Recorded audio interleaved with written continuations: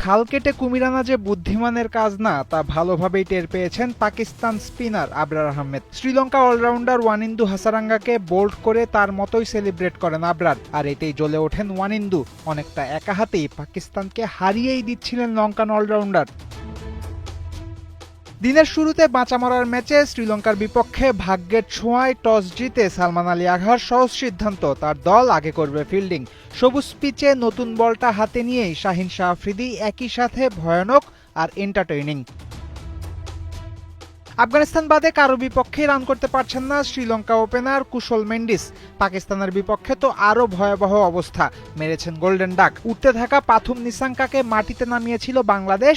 পাকিস্তানের বিপক্ষেও মাটিতে থেকেছেন নিসাঙ্কা, মাত্র ৮ রান করেই ফিরেছেন ড্রেসিং রুমে। ১-২-এর পর লঙ্কানদের নম্বর ৩ কুশল পেরেরাকেও ড্রেসিং রুমে ফিরিয়েছেন শাহিন আফ্রিদি। সিংহদের যখন মাথা নিচু, পাকিস্তানের ইগল তখন উঠছেন আকাশে।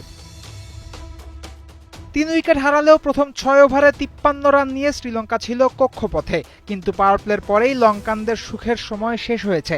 সারপ্রাইজ বোলার হুসেইন তালাত এক ওভারে দুজন লঙ্কান ব্যাটারকে ড্রেসিং রুমে পাঠিয়েছেন। অষ্টম ওভারে ৫৮ রানে ৫ উইকেট হারিয়ে তখন শ্রীলঙ্কা চোখে অন্ধকার দেখছে। লঙ্কানদের বাকি ইনিংসের যা কিছু গল্প পুরোটা ঘিরে কামিন্দু মেন্ডিস। প্রথমে হাসারাঙ্গা এবং এরপর চামিকা কারুনারত্নকে নিয়ে জুটি গড়েছেন মেন্ডিস। ৪৪ বল দেখে শুনে 50ও করেছেন এই অলরাউন্ডার, কিন্তু দলকে যখন ১৫০-তে নিয়ে যাওয়ার হাতছানি ফিরেছেন তখনই। শ্রীলঙ্কাও ছুঁইতে পারেনি ১৪০-এর গন্ডি। পাকিস্তানকে ওরা দিয়েছে ১৩৪ রানের টার্গেট। প্রথম ইনিংসের পর মনে হচ্ছিল পাকিস্তান এই রান টপকাবে হেসে খেলে। দুই ওপেনার শুরুটাও করেছে সেভাবে। ৫ ওভার শেষে ওদের বোর্ডে ৪৩ রান। ষষ্ঠ ওভারে ঘুম ভাঙল লঙ্কান বোলারদের।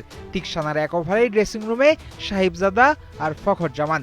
এক ওভার পরেই আবার লঙ্কানদের আঘাত।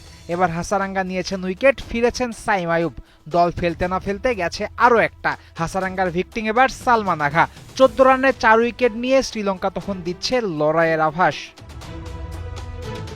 কিন্তু স্কোরবোর্ডে মাত্র ১৩৩ রানের পুঁজি নিয়ে কতক্ষণই বা লড়াই করা যায়। পাকিস্তানের ব্যাটিং লাইনআপও তো আর ছোট নয়, তাই শেষ পর্যন্ত আর পারেনি লঙ্কানরা। হুসেইন তালাতের দায়িত্বপূর্ণ ব্যাটিং আর মোহাম্মদ নওয়াজের কুইক বাউন্ডারি দুয়ে মিলিয়ে শেষ পর্যন্ত ম্যাচ গেছে পাকিস্তানের পকেটে।